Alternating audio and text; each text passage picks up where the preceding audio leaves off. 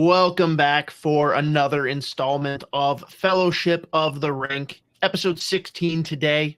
With me as always, well, always so far, soon to be maybe not always, but Joe Smith of The Athletic, insider on your Minnesota Wild, Gophers hockey, and apparently PWHL Team Minnesota, Purple Rain, Miracle, whatever we're going to call them.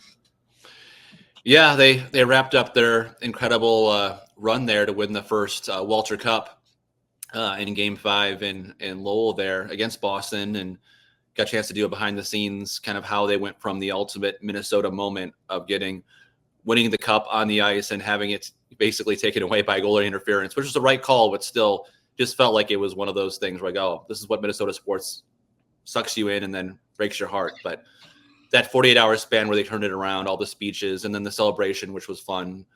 Kendall Coyne on a bar giving a speech. So that story was in The Athletic as well. But just it's a really great first season for the league, the Minnesota franchise. The draft will be in Minnesota next week, June 10th and 11th, and the PWHL awards will be there too. So obviously a big year for considering the team lost 7 straight at the end of the year to come and win the title. Hard to top that one. I'm sure you've gotten a little bit of a dose just from osmosis from everyone around you, but has it really set in yet? Like, do you understand and internalize at all the pain that Minnesota sports fans go through? And like, why right there, that example was perfect for like, yeah, no, this is how it always goes. And shit, we're probably just not going to win the championship now. Well, I think you cover the Wild for only a year and a half. You already get a glimpse of it just from fans you meet around town and have a beer with, or just the collective comment section in our stories. Then covering the Wolves in the conference final, when I heard on, I think K-Fan, after they won the first 2 games or against Denver, was like, oh, they're going to sweep their way, and who's going to match up against Tatum against Boston? And like, has anybody ever won all 16 games? And I'm like, what is going on here? Like, this is Minnesota sports. They think they're going to win the whole entire thing. And then we saw what happened.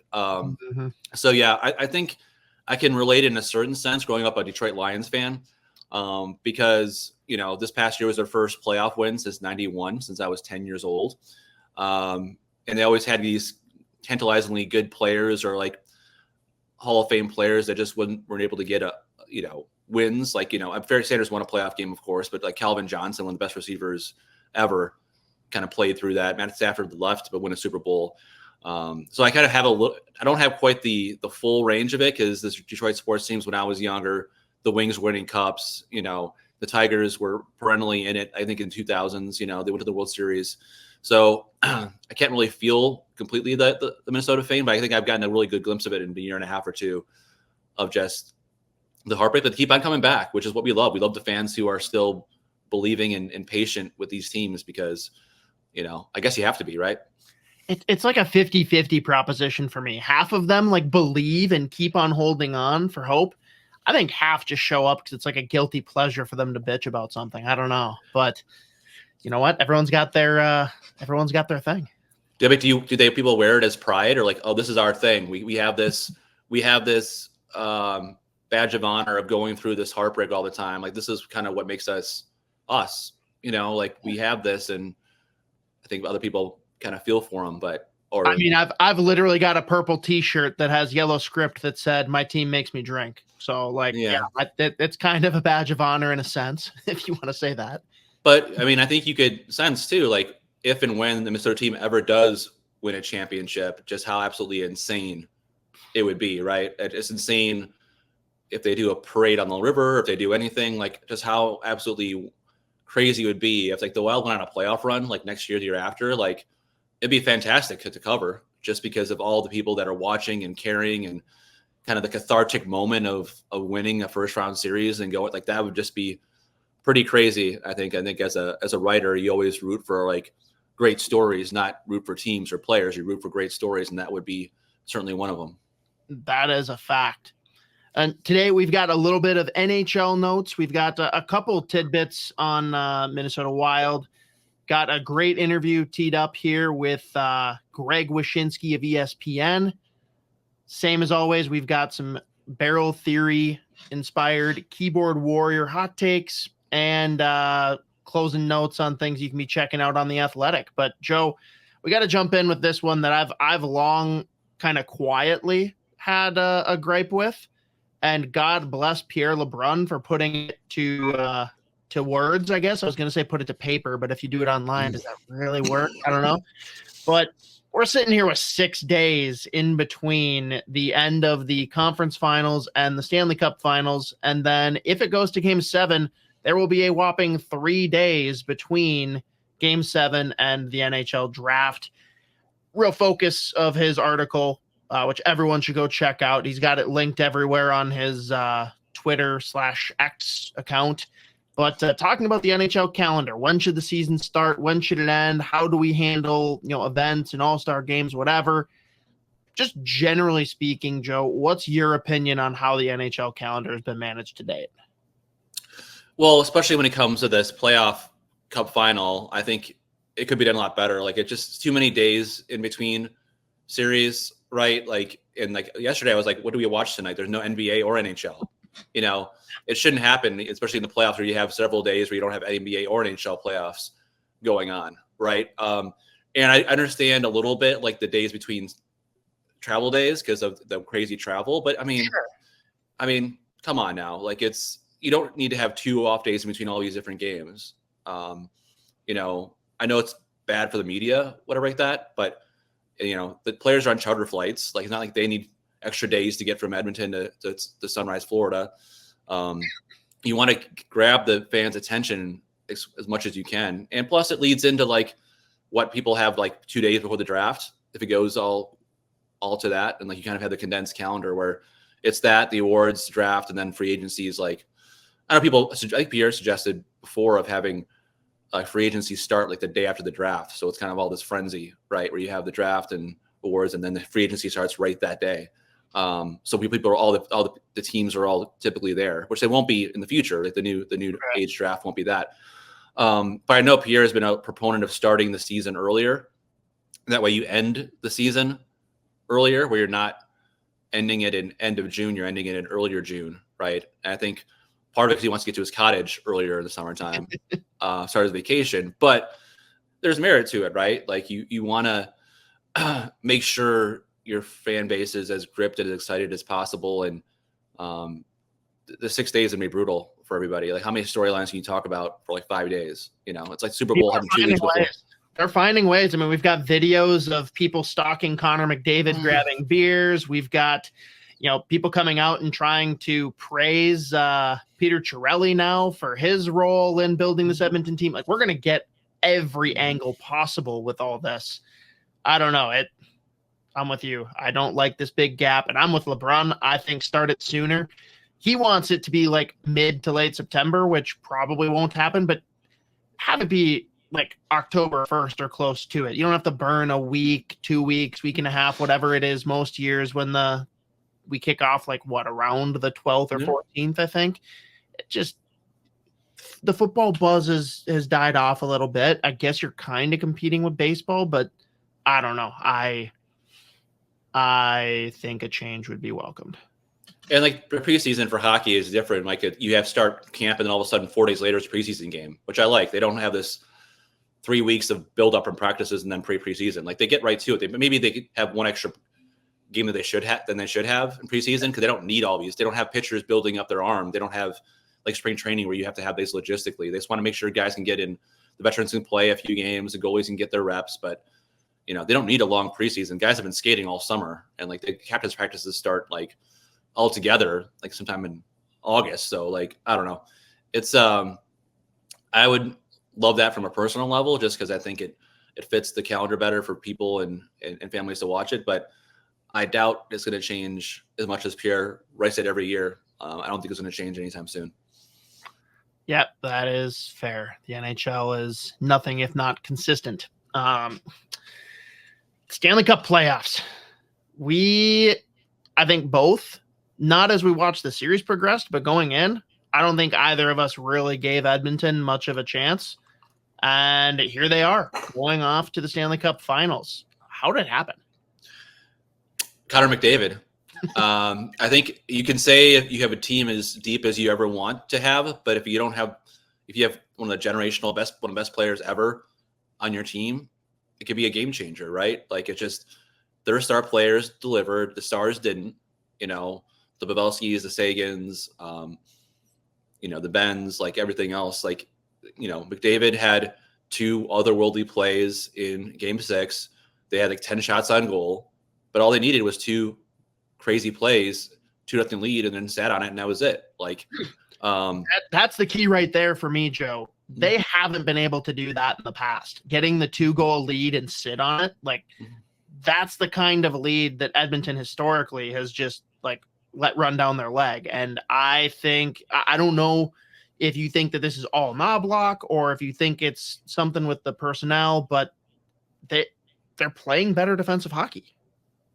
Yeah, they are playing better defensively. They're not playing Florida Panthers shut down defensive hockey, but they're playing much better than they were before. And they're making less risky plays offensively that gives up those grade A chances, right? Like, and you saw as much behind as Darnell Nurse was, he had a huge block shot late in that game, right in the slot area. Their top players aren't just offensive juggernauts. Like Draisaitl and McDavid are playing well in their own end, including that one hand pass that McDavid made up the boards, which helped them get out of the zone. But yeah, I think it's great for the league and the sport to have McDavid have a chance to play in a cup final after like 8 seasons. Like, I think it draws more eyeballs to the screens, even though he's not a hot name in like USA, right? Or people in Cleveland don't really care about Connor McDavid, but the hockey world pays attention. And for him to have that chance to have that moment, and I'm sure it's not going to be easy. I think the Panthers have a really good shot in this series. And yeah, if they're any team that could shut down, Edmonton, it's Florida with the way they're just kind of playing defensively, and their penalty kill been just as good as the Oilers penalty kill. So it's going to be a great series, and we'll see if they can kind of free up McDavid to make some of those magical plays again. But I think it's great for the sport to have a guy of his stature get a chance to play for a title after all these years, and see if he can kind of etch his name on the cup.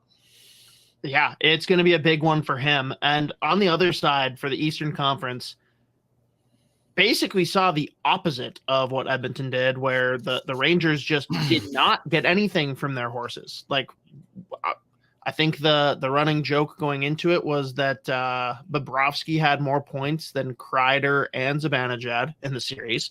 Panarin really wasn't popping like you would hope. It was pretty much the Shesterkin and Lafreniere show. It was, and it was nearly enough for Shesterkin played like out of his mind, and he kept giving them a chance. Panarin scored like his first goal, the 2 minutes left in the last game.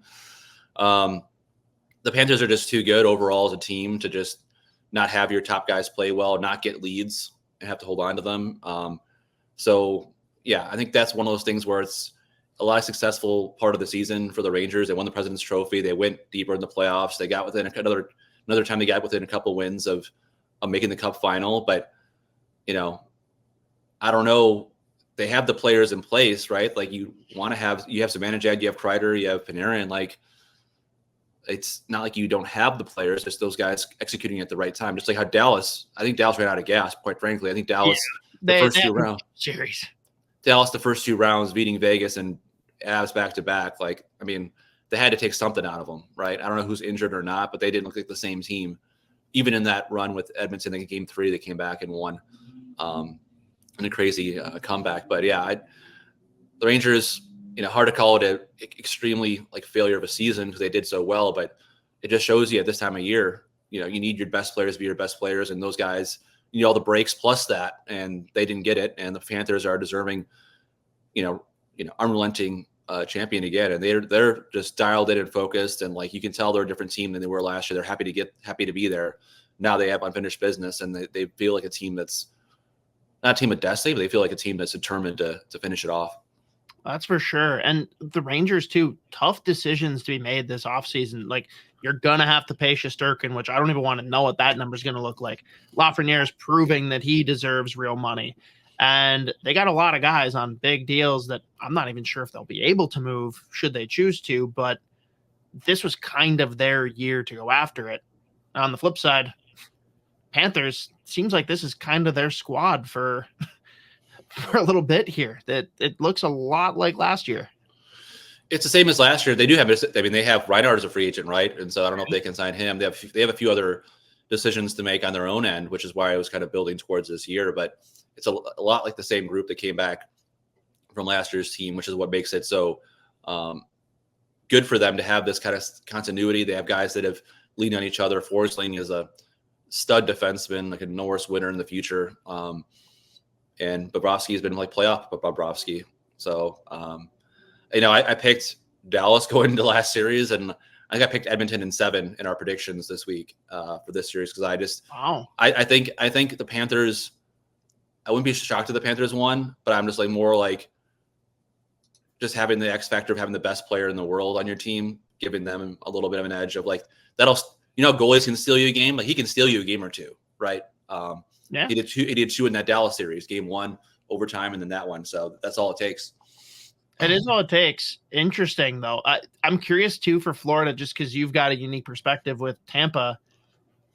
Are they building the next Tampa? Like, are they going to be the team that gets a Reinhart to stay for cheaper because they've built a winning product and, Florida's not a horrible place to live and, tax benefits, whatever. Do you think that they're there, or is what Tampa did kind of not replicable? Well, I mean, it's going to be hard to fully do the 10-year whatever run that Tampa did. That's a lot of staying power through 4 years of flat cap, right? So I think that's, win 11 straight series. Like that's, may never be done ever again. Right. So, but I do think they took Tampa as a model for them as they were building. Bill Zito did a tremendous job with that group and kind of finding the right pieces to go after and getting these these unsung guys that turn into stars, like the Forslings that got in 4 different organizations. You bring a Bennett in, you bring a Reinhart in. You trust your true longtime face of the franchise and Barkov to lead you through. So I think they have what it takes to have staying power. I think the Atlantic Division is kind of shifting a little bit. You kind of feel bad for like the Detroits and Montreals and Buffaloes of the world because, the top heavy part of the division is not going anywhere. So, but I think Florida is not going to be gone after this year. They'll still have Sachuk and they'll still have a good part of their core. It's just a matter of making wise decisions in free agency and paying the right guys as you go forward here. Yeah, and I mean, admittedly, I was so wrong on them coming into the season. I didn't think they were going to be a playoff team just because of how dismembered that blue line was, and obviously Forsling a big piece of turning that around. But going into the playoffs, like I made the full turn. Like I believe in this team. I think they win in 6 or 7. I'm going to lean 6, but like for a lot of the reasons you said, it would not shock me at this point if Edmonton beat them. Like, it's not like I'm pretty sure I said I would be shocked if Edmonton beat Dallas, and here we are. But Florida is uniquely in a different spot where they are going to play a little bit more of the bully match like we've seen throughout the playoffs so far. I think that they've got a unique position at center to have guys like Bennett and Barkov, 1-2, that can take on Draisaitl and McDavid. Are they going to stop them? No, but can they limit them? We're going to find out. I'm just really interested to see what McDavid can do on the biggest stage going up against the Selke winner. Like it's going to be interesting no matter which way it falls. I'm just ready to watch. Yeah, I think it's going to be a great series, even though 2 really different markets, but I think it'll be really fun to see these stars play. So good for the NHL, good for the league, and good for like the bunch of writers we'll have at The Athletic covering it from door to door. So anything you want from there, it'll be on The Athletic in the coming weeks. Yeah, and then some. Speaking of The Athletic, I know you just recently dropped a little bit of talk with what's building in the Iowa Wild farm system. Anything you want to like key in on or tease so that people go over and check out the article?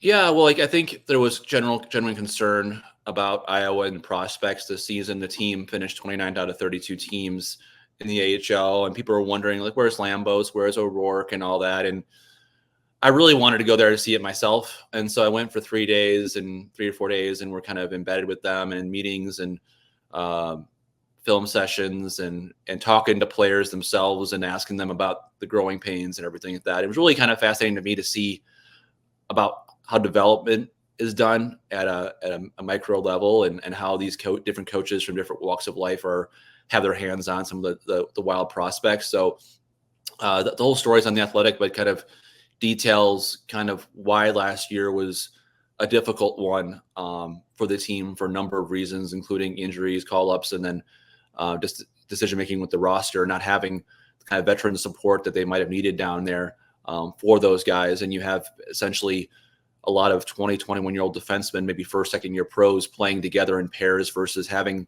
someone who could be in their ear, and like a Mermis or whoever, Cody Franzen, who's now assistant coach there, he was in that role when he was in AHL. Like, hey, I can be a mentor to this guy for 5-6 game stretch and be in his ear on the bench and tell him what to do. And so it was just interesting. Look, you can see the updates on all the guys that I talked to and wrote about, but it's a way for fans to get an inside look at what's going on down there, what kind of teaching, what kind of culture they're building, and kind of what the reasoning is for kind of the struggles and where they see it going forward. What's the next path, what they can do to help organizationally get more depth in the system this summer, which is why you might see the splashy free agent signings might be guys for Iowa or guys that will be call-ups on pretty lucrative one-way deals, where you can have those guys playing in Iowa and have a chance to help you when there's injuries, when inevitably there will be on Minnesota. Yes, inevitably, as we've learned. Other article that actually just dropped, I guess today as we record, yesterday as you all listen or watch on YouTube. Who stays, who goes? What do you want to lean into here? Yeah, it's it's kind of a newsy top to it, and you can look at that. I mean, not a lot has happened in this offseason for the Wild, and it's supposed to be kind of a quote unquote boring summer because they don't have a lot of cap space, and B, they don't have guys that they could or would trade because of the no trade clauses and everything else. But we kind of laid it out in the beginning, just the news last week. Darby Henderson was let go after 14 years as a Wild assistant coach. Kind of teased that Jack Capuano could be a leading candidate to replace him, a guy that John Hines knows well, and a veteran coach who's coached the Islanders as a head coach and been with Ottawa more recently. We went through the roster basically and laid out the tiers of guys who aren't going anywhere, like a Kaprizov and Boldy, to the guys that are more 50-50, kind of giving some updates on Gustafsson, and then Rossi, who we now hear might not be as much on the trade board as maybe previously considered or thought. So it's still not out of the question that could happen, but I think they're maybe less inclined now than maybe before to, unless there's a really good deal coming at the draft. But a lot of news and nuggets in there, and analysis on each one of the players on the roster and who would be likely to stay, who are guys that are 50-50, who guys they would listen on. So all that stuff to look at on The Athletic today. And if this is covered in the article, we'll scrap it and people can go check that out for themselves. But why was Rossi maybe not being viewed as much anymore as a high trade target? Like, are they changing their minds on how to keep him? Are they not liking what's out there in the market? Well, I think it's more of a reflection on the timing of it. There's no like real rush to do it. Like, I think he's already made some great strides this year. And he's going to still have another year on his contract before he becomes an RFA. Like, give him another year, I would think, unless there's something that wows you at the draft. And if you aren't sold on him and a long-term option, and maybe guys come in, the height comes in and plays really well, or you're off on coming over and you don't believe that Rossi is your long-term answer as a number 2C or a number 1C, then you can consider that again next year. So I think it's more of a reflection of kind of like, you evaluate your roster daily and it kind of changes as you go along and you kind of have different views on things. And I think it's more of a reflection of, hey, maybe let's hit the pause button right now for a little bit and see how this goes. And then leave yourself open to conversations that happen at the draft, but know that there's not a really, pending rush to do something like that. So the one part about where I thought it would make sense is that if you really don't have any other pieces you can move that could shake up the roster and make any changes that can add whatever you want more of, the size and the speed to your lineup, and there are very few tradable pieces that you'd want to move, and that would be one that you might consider, because if you wanted to make one of those deals for the right particular person. But I just think right now it's kind of a holding pattern for that, to see what might develop the next month. But also, it won't be the worst idea in the world to have him come in next year, clearly motivated and coming off a great summertime with the World Championships, and believing he has more goals scoring in him than the 21 he scored last year. Love that. Awesome. Well, everyone, make sure you check the articles out at The Athletic or New York Times. Don't want people to get confused when they see the URLs. But let's kick it over here. Again, interview with ESPN Greg Wyshynski. This interview with Greg Wyshynski is brought to you by our friends at Waggle Golf. Waggle Golf believes that what you wear on the course should reflect your individuality, who you are, where you're from, your hobbies, interests, and passions. All the stuff that makes you, well, you. That's why every design is inspired by the desire to create a piece of apparel that strikes a chord when you see it, that makes you say, wow, that was made for me. Because in a lot of ways, it was. Ready to get your waggle on? Go to getyourwaggleon.com. Drop in promo code SP10 to take 10% off your entire order. Joining the show today is Puck Daddy / Yahoo former blogger, now turned ESPN national writer, Greg Wyshynski. Thanks for joining us, Wish. Yeah, I'm still Puck Daddy when I do the betting shows on ESPN. Although I can't bet on hockey anymore, because I don't know if you guys heard, but we have our own sports book now. There are like rules they put in place for journalists. But yeah, the Puck Daddy legacy lives on in some way, shape, or form. I was assumed it was going to be like Doctor Who, where like, you know, someone else would just take the Puck Daddy mantle after I left, but it didn't work out that way for some reason. As long as it lives on, right? Yeah, right. In some way, shape, or form. Plus the drop co-host, right? So the drop. Plus the drop co-host.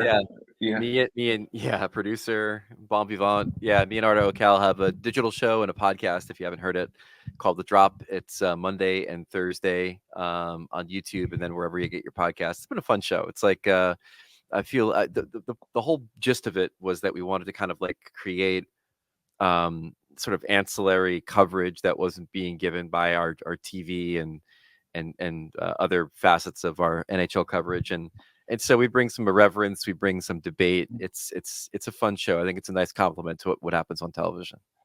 Nice. And I mean, just for people to understand, more or less unhinged than MVSW.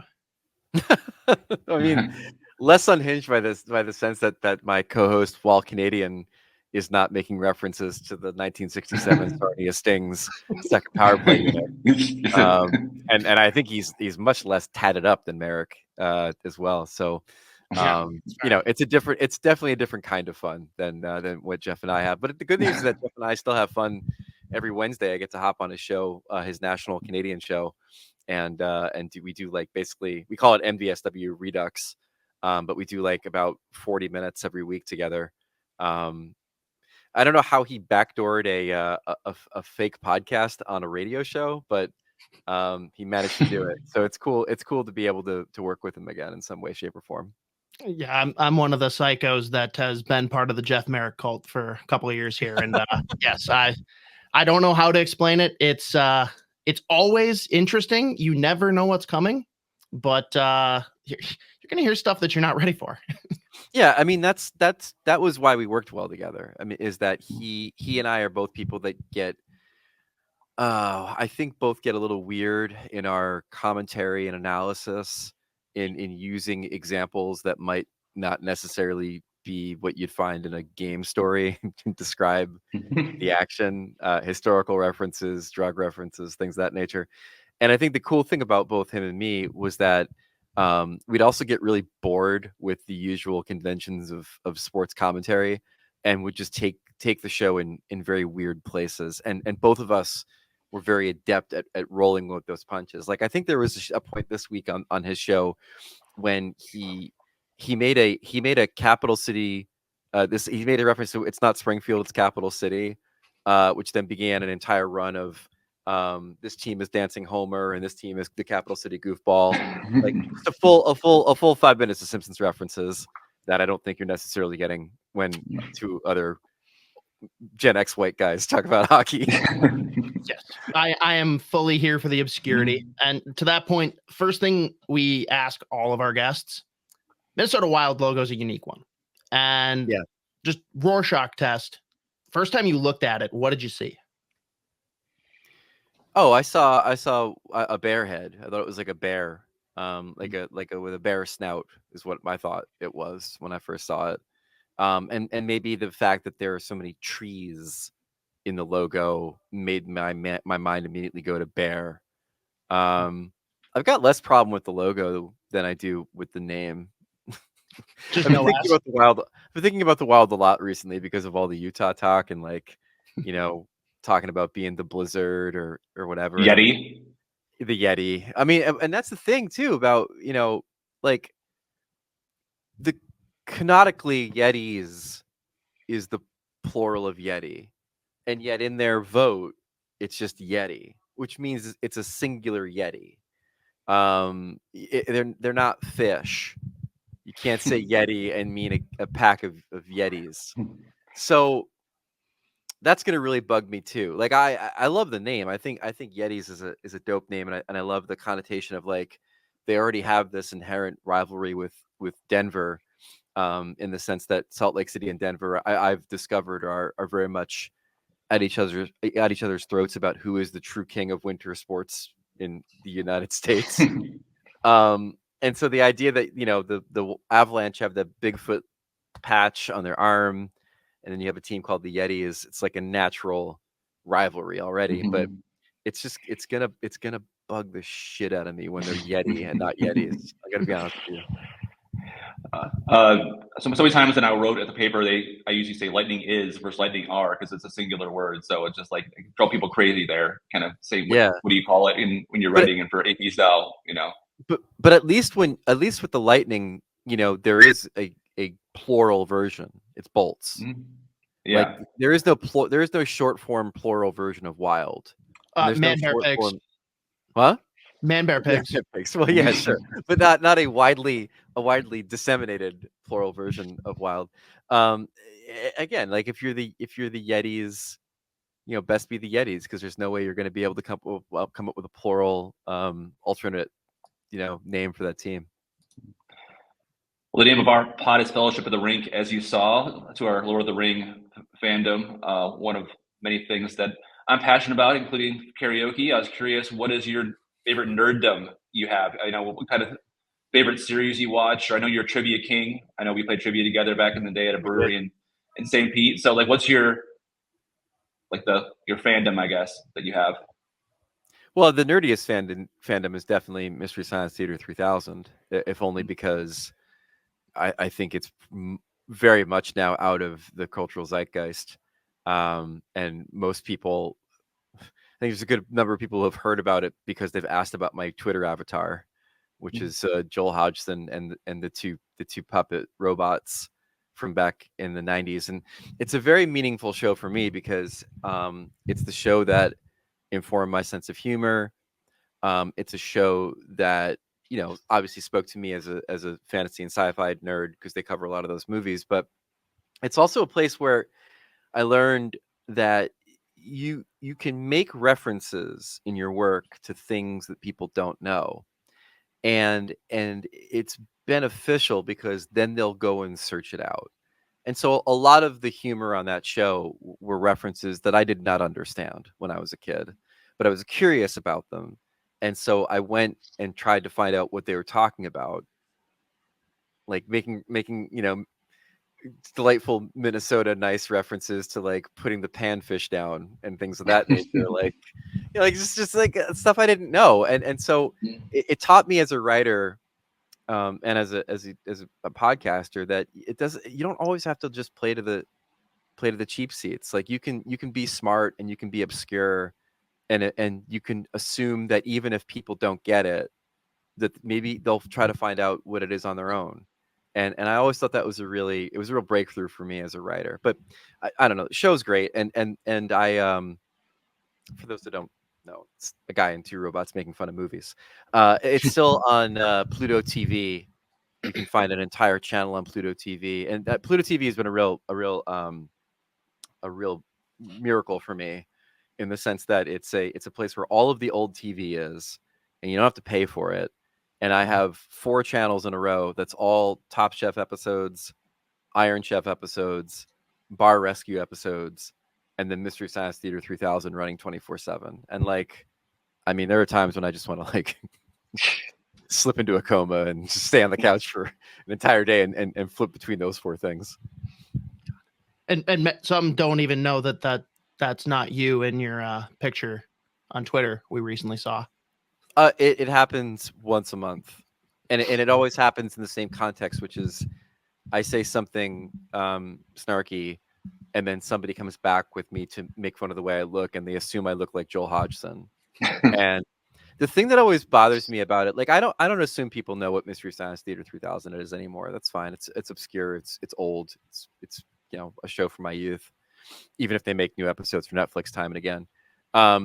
The thing that bothers me is like, why would you possibly think that's me in the photo, posing with 2 puppets? Like, it's a guy next to a puppet with like a backwards lacrosse net for a head, next to a little red guy with little squiggle arms and a gumball machine head. And then there's what they assume is me. And I'm like, in what context do you think that photo would possibly be my avatar as a professional hockey writer, if it is not from some other place that is not like did they think I went to like a department store and did a photo shoot with 2 puppets and it's me in a jumpsuit? Like, where did they think this was from? That'd be a hell of a story. Like they do those Sears, JCPenney have those little photo shoots with like the families and stuff like that there and stuff. Yeah, like it's a picture of me and then like a dreamy picture of Tom Servo over in the corner. How they used to do those photos. I don't know. It's weird, but it's always really funny, and it actually is kind of touching how many people are just like in on the joke, and like I'll make comment on it and about like, oh, here we go again. And then people will be like, jump in on Twitter and be like, well, at least they didn't make fun of your robot friends. I'm like, that's true. They did not make fun of my robot friends. They just thought I was a balding Midwestern man. A new fandom you're part of now, probably being a girl dad. So being Iris is a year old probably now. No, born in January. So she's a freshie. Yeah, I'm a two-time girl dad. I have an older daughter named Vivian who's 13, and Iris is a newbie. And so that's been interesting to not only do the job with a newborn a little bit more tired than I think I've been in previous years, but also like the 13-year spread of fatherdom has shown me that technology has grown in leaps and bounds. Like the idea that there's a machine that can desanitize bottles and a machine that can properly distribute formula with a few presses of a button is like, wow, this is something I really could have used 13 years ago. Vivian's awesome. She is a huge Devils fan, which was by design. I tried to do my best to make her into a hockey fan, and she loves the Devils and particularly loves the Hughes boys. But the unexpected thing that happened is that she's a New York Mets fan, which I don't know how that happened, man. The last thing I heard was that kids don't like baseball. I think she became a fan right as they sped the game up with the pitch clock and everything, so it became more palatable for maybe her. But I don't know how it happened. But like the only thing she wants to do is go to Mets games, and I'm happy about that I've made a baseball fan, but I'm also sad about that because she's a Mets fan. Like I protected her. She's not a Jets fan. I protected her from that pain, but the Mets fandom is its own pain. Yeah, I figured you'd have some. Scott and his wife had their first child in December, and my wife's due pretty much any day now. So always looking for advice on whether it's creating fandoms for your kids or just kind of survival in the first few months. Well, the interesting thing about Vivian was that her first hockey game was actually a National Women's Hockey League game in Jersey. It was a Riveters game. My wife and I took her there because we assumed that would be a fun like entry point for her. Here's girls playing hockey kind of thing. And the whole game she was kind of into it until the very end when this one player in Madison Packer on the Riveters almost started a fight. And then all of the synapses started firing in her little hockey fan brain, and she's like, "Wait a second, oh, this is what it is." And I'm like, "Okay, we got her." So then the next game we took her to was a Devils game, and she was all in after that. Line brawl, right? I mean, she comes on at a time when it's not about fighting anymore, but she clearly the physicality of it, I think, was what surprised her. Yeah. And so I think that's where she sort of it clicked for her. What's Vivian's thoughts on the hiring of Sheldon Keefe? I tried to ask her about it the other day, and she was asking me more than anything. I don't think she really thinks coaches matter, which I think is a very Gen Z reaction to coach hirings. But for me, I like I said on the drop this week, I think that from a defensive systems standpoint, I really like what he did in Toronto, and the Devils clearly need to figure out how to play defense better. And the idea of defense to offense, I mean, it's what the Leafs did pretty well under Keefe. If there was one thing they excelled at, it was probably that. I've talked to some people that say he's not the biggest guy when it comes to building culture, and that gives me a little bit of pause, because that's to me what the team really needs. I think there's a little inmates running the asylum going on in Jersey, and I would have liked to have seen a Craig Berube, or if they ever were able to wrangle him away, a Mike Sullivan come in to really kind of lay down the law, give them some structure, and be the alpha. And I'm not saying Sheldon couldn't be that. That's not his track record yet. And so that's what concerns me. But the thing that I think is interesting is sort of the reaction of, I've talked to a lot of people that know him, and a lot of people in the coaching community, and they're like, this is a good hire. This is a guy whose second job is going to be a real good one. Right. And then everybody I know in Toronto was just like, what are they doing? What do they think? Yeah. This guy sucks. and I found it interesting. If you take a step back and really think about it, he had more success in Toronto than any coach has had since 2004. Ron Wilson didn't have his success. Randy Carlyle, Mike Babcock, none of these guys had the success that he had. He won a playoff round. And so there's a certain amount of trying to figure out what the expectation should be vis-a-vis a guy who didn't win in the playoffs in a normal sense of the definition, but a guy who was extremely successful in the playoffs by the Toronto definition. You know what I mean? Yeah. What's the magic elixir in Toronto, right? They've had experienced coaches. They've had coaches who won a cup. They've had, Keefe, who was the guy who kind of grew up in their system. It's hard to see many changes being happen that are seismic changes. What's the magic elixir in getting this over the hump here? I enjoyed the discourse about their playoff loss, because I think it came back to a very interesting place, which is that despite having elite talent in some places on this team, it's not necessarily elite talent that all adds up to being a champion. And so Morgan Riley's a really good defenseman.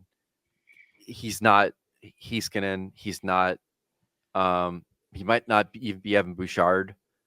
He's not Adam Fox.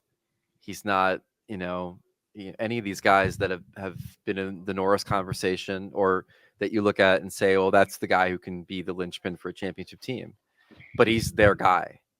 And Marner is a peripheral player in the playoffs, but he's one of their guys. There's a number of things on that team that functionally would be fine if they had other pieces in place. Like Morgan Riley should be Shea Theodore behind someone else's Alex Pietrangelo, but they don't have that guy. You know what I mean?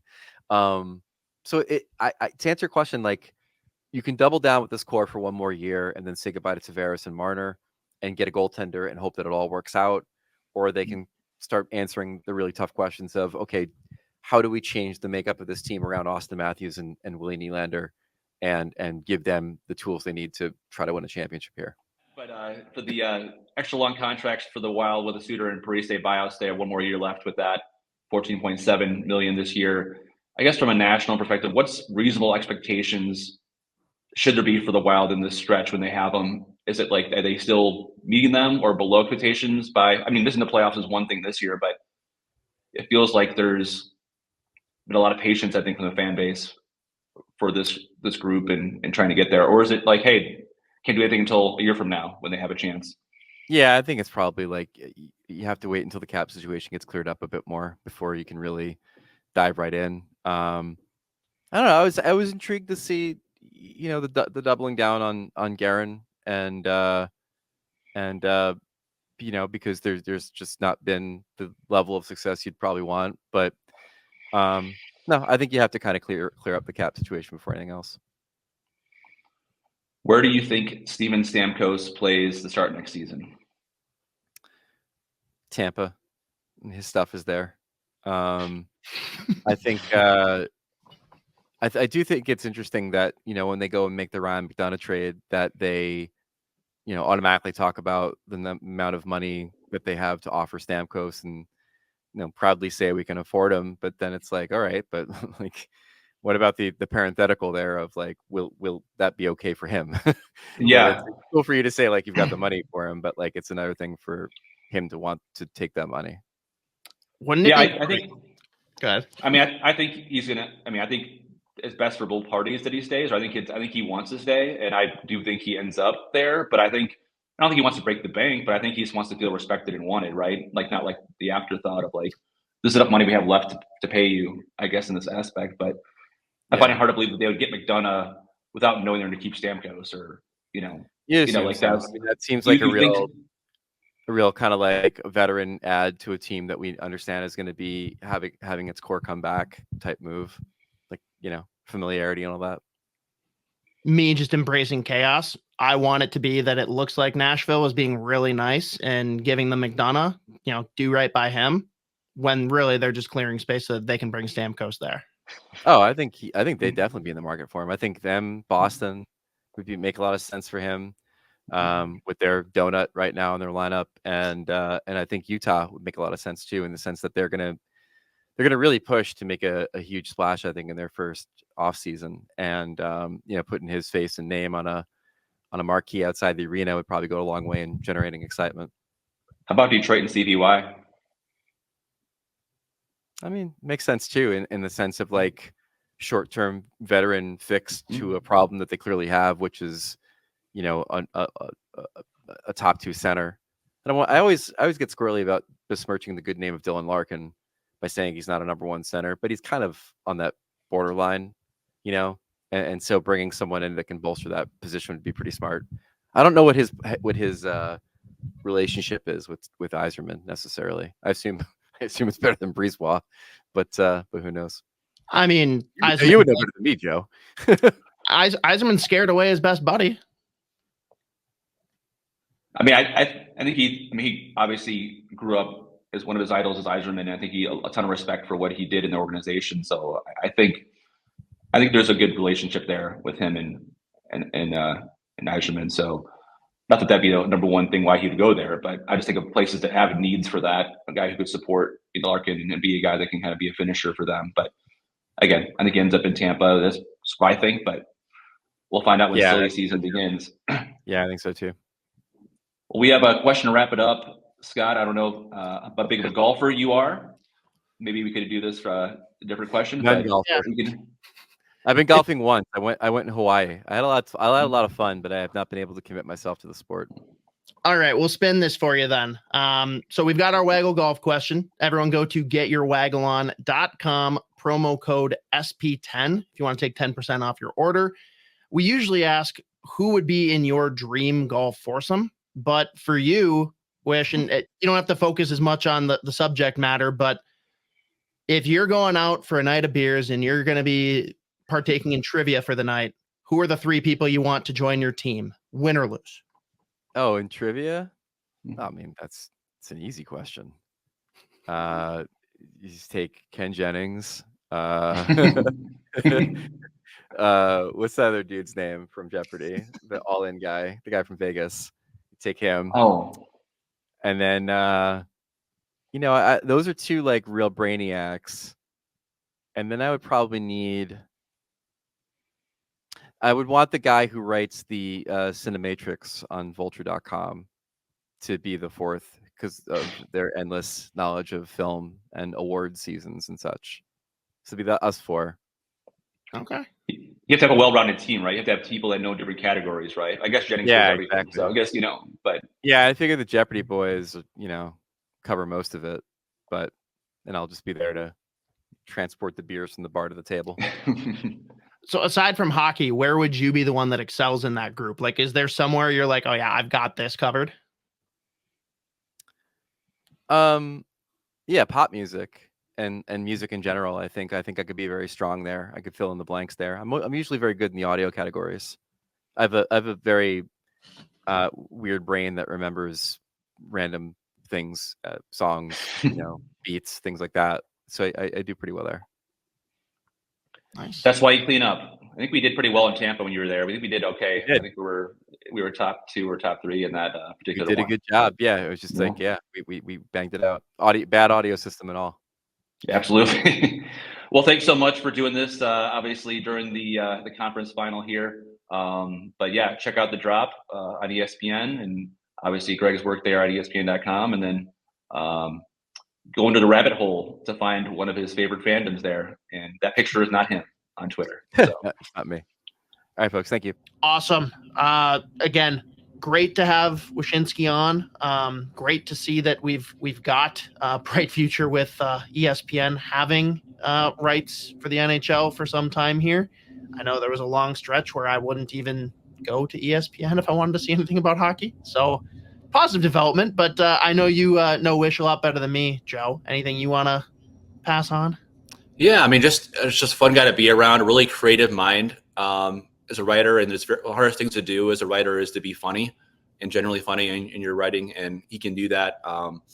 Obviously, he's been locked in and plugged in for a long time with the ESPN, just a lot more stuff. Like you mentioned, the drop on TV. So, yeah, I think like TNT has a better like studio program, more entertaining, but I think ESPN has beefed up their coverage on TV as far as game analysis, and Emily Kaplan does a lot of good features on TV as well. So just always fun to have him, and he's a great guy to have a beer with and all that stuff on the road during the season. Awesome. Well, let's get to our final segment here then, brought to you by our great friends at Barrel Theory Beer Company. Now the X, no more hockey events. So we are strictly pushing you over to their tap room, folks. And on their website, on their socials, you can see all of their events, great beer releases. Actually, I just crushed a couple of their Chaz Michaels. It's provocative, gets the people going. Again, whether you're into sours, stouts, IPAs, they've got the full spread. Get out there, support our friends who bring you Keyboard Warriors, our weekly hot take segment here. Joe, I got 2 that I pulled out from the Twitter feed, and certainly if there's anything you saw, chime in. But first one here came after Frank Saravelli announced that the 3-year entry-level deal was finalized for Will Smith joining the San Jose Sharks. And MJ Van City chimes in, BC as in British Columbia or Boston College, ? That part we can pass on. Also, how do you know they're both going to be in San Jose for 15 years? Less than 1% chance of that actually happening. Your thoughts? With Will Smith and Celebrini, you mean? Yeah, with Will Smith and Celebrini having less than 1% chance of actually being together with San Jose in 15 years. There are not many guys who last 15 years in the league, quite frankly. So that's, yeah, I mean, those 2 guys obviously want to win. And so it kind of depends on the development curve of that franchise. I think, knowing the Celebrini family a little bit more after being around them, you could tell they're a loyal group, and they're obviously lived in that area and then really enjoyed the Sharks program that he grew up in playing in, Junior Sharks. But I think it'll come down to the competitive nature of the Sharks and where they are in their building a winner. Guys don't typically stay for 15 years on teams that are making the playoffs, right? Unless they're incredibly loyal, or most guys at that high level are driven to win. So I think it'll kind of depend on what, look at other guys like Marleau left the Sharks, and Pavelski left the Sharks, and Brent Burn, there's all these guys that were there for a long time that eventually leave for a chance to win a cup. So yeah, I would say that's probably a really low percent chance that both of the guys hit their 15 years. Yeah, people got pretty upset about this one. And I understand the inclination of like, oh, you don't think that like they're good enough or that they'll want to play there. But like you said, that's a long time. You've also got to factor in injuries. And I don't know. It's going to be interesting to see how they continue to build this team because they are not anywhere near being competitive yet. Like this is still going to be a good 4 or 5 years before they're probably where they at least kind of want to be. Even though I'm sure if he's leaving this year, I would think Macklin Celebrini also joins. I don't know. We'll see after the draft. I know you got to spend a little bit of time with him at the Frozen Four, and he initially came out saying he's not going anywhere. That said, that's emotions running high after being in a Frozen Four with your buddies. Things change quickly. They could change, and I think the Sharks were a team he probably liked to go to because of, being kind of living there and being through that program and his dad coaching out there and stuff. But I think it's also, he has a really good pull at that program at BU. And I think he would like to have another chance to win. His dad told me too, it's like the NHL is not a developmental league. He's like, it's not a way you learn you get taught the game as a NHL rookie. Like, might be better for his development if he needs more to be with J. Pandolfo and BU, right? They're going to be given that chance, not under the big of a spotlight as you would be as a number 1 overall pick, playing in the best league in the world. So I think that's what point to make too when this happens in late June. For sure. Second hot take coming from one Jeff Merrick, playing well off of some of the things we discussed with Wish. Merrick's antics here. As usual, refuse to touch the trophy. That's not what we're here for. But no problem putting on the conference championship hats. Joe, I'm sure you saw this one. What are your thoughts on this sentiment? Yeah, I that is a weird one. Like wearing the garb and wearing the hats and the sweatshirts and stuff. I mean, you are champions, right? You are like, you can't change the fact that you are champions, right?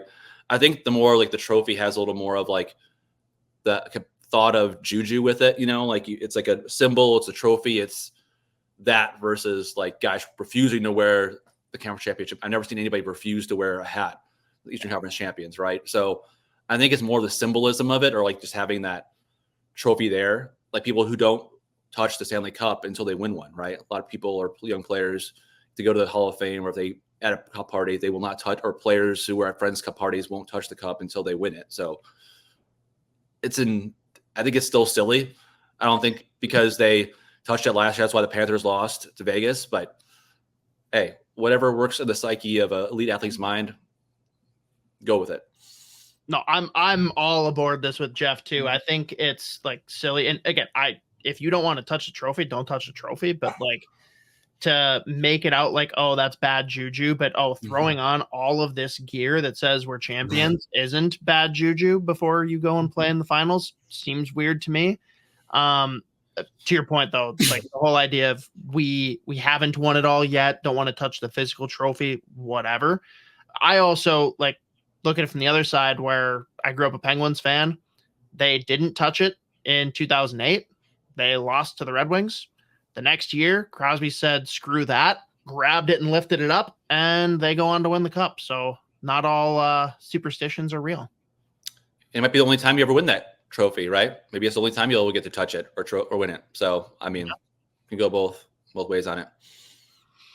But no, leave it to Merrick to throw that in. And actually, honestly, I enjoy more than Merrick's take. I enjoy how much Elliot Friedman despises the take. It just gives me life. Why they get along so well, right? The yin and the yang. It's so great. Perfect. Well, hey, another installment of Keyboard Warriors. Again, anyone that has any big hot takes they come across online, feel free to shoot them our way via DM. And again, be sure to go out and support our good friends over at Barrel Theory. Joe, before we depart here, any other articles you want to tease? I know one we got to touch on here quick was just a great piece you put together from NHL players, coaches about what to expect going into your first hit of fatherhood. Yeah, it was fun to gather the second half of the season talking to NHL players and coaches as being a first-time dad here soon, what that's like and tips. And it's nice to know that even the toughest guys in the toughest sport are scared shitless when they first have that experience.